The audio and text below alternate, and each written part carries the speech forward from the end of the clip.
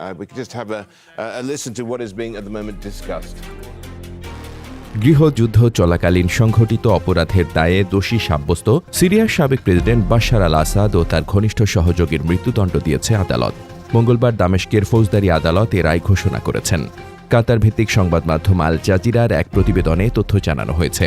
আদালতের রায় বলা হয়েছে, 2011 সালে দেরা প্রদেশে আসাদ সরকারের দ্বারা সংঘটিত অপরাধগুলো মানবতা বিরোধী অপরাধের শামিল।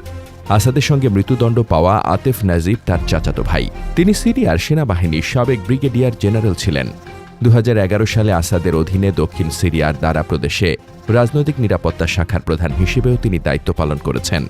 সিরিয়ান অবজারভেটরি ফর হিউম্যান রাইটসের তথ্য মতে 2011 সালে আরব বসন্তের সময় 2,30,00,000 জনসংখ্যার এই দেশ জুড়ে তাদের স্বৈরাচারী শাসনের বিরুদ্ধে বিদ্রোহ শুরু হয়।